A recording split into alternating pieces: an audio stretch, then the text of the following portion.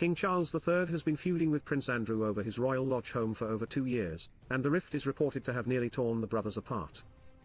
The monarch allegedly allowed the Duke's security detail to expire in late October, sending the portly prince into a panic. I wonder why he is allowing himself to be so humiliated. Royal correspondent Jenny Bond asked about Andrew's refusal to leave the rotting mansion. He could live at Frogmore, which has enough room for Fergie and the rest of the family to visit when they want, she added.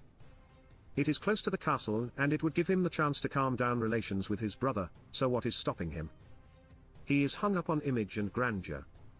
She continued, Charles has given him plenty of time and a very generous option to move into Frogmore Cottage, which is within the security cordon, and has recently had an expensive makeover. I think the late Queen probably realized that it didn't look good to have a disgraced prince living in a mansion for a peppercorn rent, Bond further observed.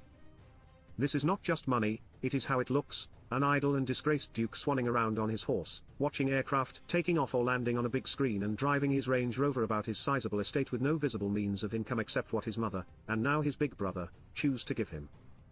Despite the reported severity of the rift, His Majesty has been revealed to have no power to kick Andrew from his home of 21 years. The king wants Andrew to pay his own property maintenance and security costs now he's no longer a working royal reporter Richard Palmer shared on X. But he has no power to evict Andrew and, as far as I'm aware, the Crown Estate hasn't set any new deadlines. This seems untrue.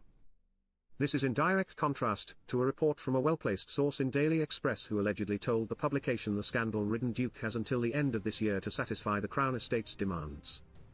The governing body, which does not need the reigning monarch's permission to manage select royal properties, reportedly told Randy Andy that some $2.6 million in repairs needed to be funded before the new year to avoid the now rumored eviction. Andrew has been asked to prove that he has the financial resources in place to conduct the necessary repairs to Royal Lodge, the source spilled. If he is unable to do that by the end of the year, formal discussions will be held with the Crown Estate about how best to move forward. GVN reported on Bond's remarks.